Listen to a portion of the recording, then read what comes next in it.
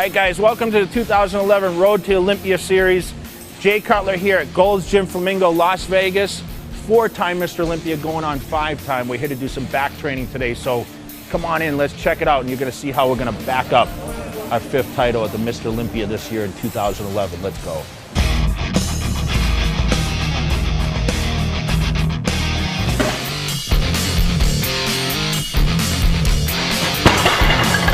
Pretty much I run through my workout the day prior when I plan like back training. So I kind of have an idea what I want to start with, and as I get in the gym I go by feel. But I have 2 different back days where one day I focus on a lot of rowing movements, the other day I focus on more pull-ups and pull-downs and what I call width exercises, whereas the rowing is more for thickness.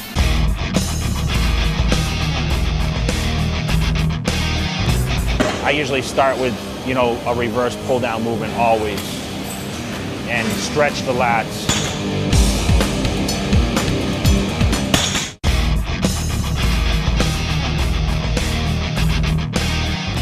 And then, I do one exercise for width, and then I go into the rowing movements, full tilt.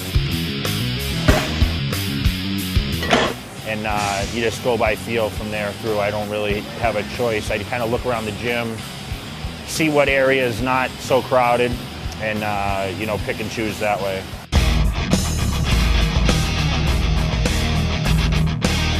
I don't necessarily call my first sets the warm-up sets because I'm already warm when I get in the gym. I mean, I live in Las Vegas, summertime here. For me, it's pretty much a feel set. So I want to just kind of feel what the weight's going to do. Every day I'm stronger or weaker. So what I do this week may be different from the next week. So I really go by feel. It's not like, okay, pick a weight that I've done before. I really don't have a determined weight. Sometimes I start really light, sometimes I start heavier.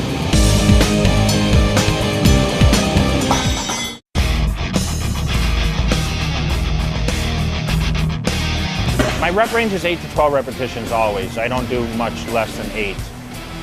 I'm shooting for 10 to 12 most of the time, sometimes a little higher. But what I like to normally do is around 10 repetitions. That's what I usually aim for with that amount of weight that I can go, not quite to failure, but I'm struggling to get that 10. For me, I just kind of go by feel. So sometimes I stop in the middle of the set just to regroup myself and say, okay, what am I stimulating here? Because sometimes when you get through those fast repetitions, I train quite explosive, and sometimes my form can get a little loose. So I like to stop in the middle and almost tighten things up a little bit, and then it's almost like starting the set over again, a little more stimulation, a little less body movement, body language to try to get that weight moving.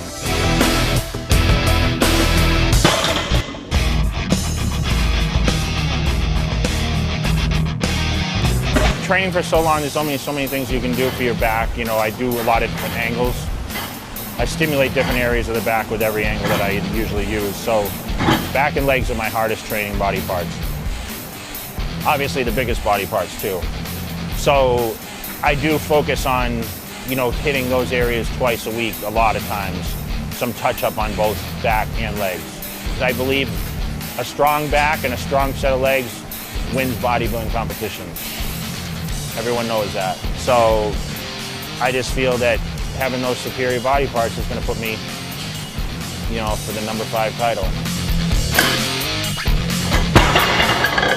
Anything heavy, I usually wear a belt. Anything that twists my waist, I usually wear a belt. Anything that I'm bent over in a position where I feel that my back is going to be in a vulnerable position, I wear a belt. You notice on the pull-down movements and such that you don't put a lot of pressure on the waist, I don't wear a belt. So the belt is worn most body parts, but back especially, just because it's a lot of bent over movements, and it's a little safer for the lumbar region to have a little support there. I like to feel a little secure in the movement, so when it gets to heavy weights, I might wrap. I'm a big fan of wrist wraps just because, it does take your mind off of, you losing your grip, especially when you watch me train, you'll see how much volume I do. Eventually your forearms start to give out with gripping that much for so long and that many exercises. You almost need those wrist straps to hold the heavier weights.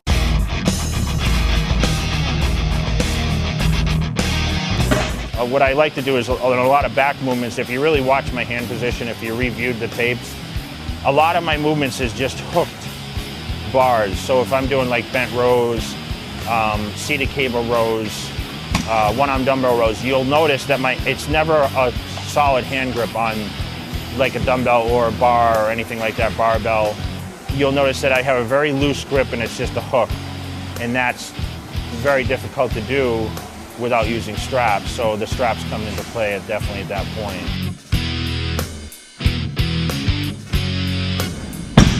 Yeah, I mean, the rest period, I don't really like to take a lot of time unless I'm training extremely heavy. If I'm doing walking lunges for legs, or if I'm doing heavy squats, I might take 2-3 minutes.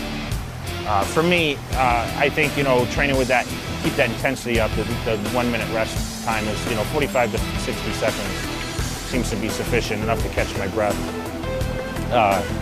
But I like to stay in the set, so I don't wander too far, I don't create any conversation.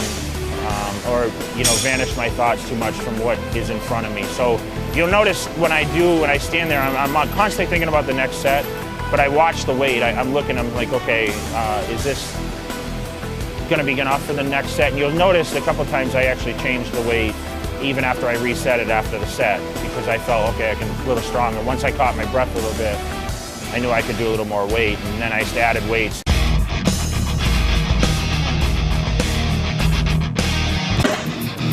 It's kind of, going by feel and, just keeping myself in the set. I just try to keep my mind not too focused on anything else other than what's going on the next set.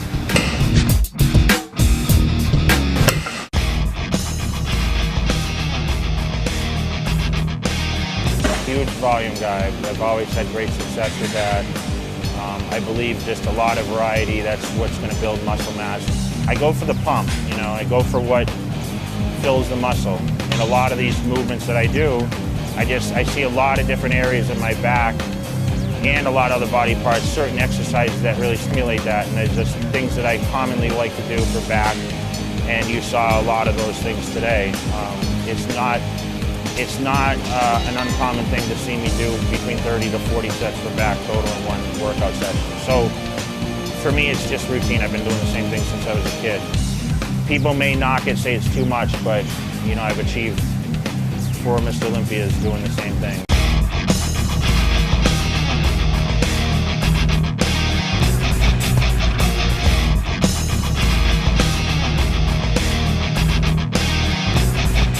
Supplements obviously are very, very handy for me, especially when I'm trying to burn down body fat and of course recoup a lot of nutrients that are lost through all the training. So specifically pre-contest, before I do my cardiovascular, I'm always using a fat burner such as Hydroxy-Cut Hardcore. I'm using a lot of branched chain aminos.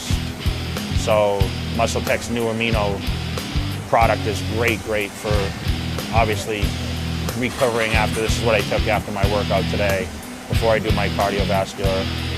Recovery for like glutamine products, sometimes such products such as like a Celtec or Intravol while you're training to help keep the muscles full, keep the muscles active during your training when you're really depleted, when I get really down. I have some high carb days that I'm still able to use those kind of supplements, which a lot of bodybuilders don't get to use. It's going well and I feel very, very strong going into this competition. I'd have to say I turn 38 actually tomorrow. I feel the best I've felt in my career at this point, which is pretty amazing because 38 is considered old to a lot of people, but I think in bodybuilding age, it's a fresh age. Don't count the old man out. All right, you guys seen how the back training's done? We're going for 5 times, remember that. So you guys saw the intensity, you saw the volume, you saw how it's done to be Mr. Olympia, okay? Phil Heath, I hope you're watching, by the way, because this is how it's done here in Las Vegas, and that title is staying in Las Vegas. So we'll see you guys next time. If you guys want to check out more information, check out muscletech.com, bodybuilding.com. Here we are, 4-time Mr. Olympia, Jay Cutler, 2011 Mr. Olympia. I will be the one. So we'll see you guys there.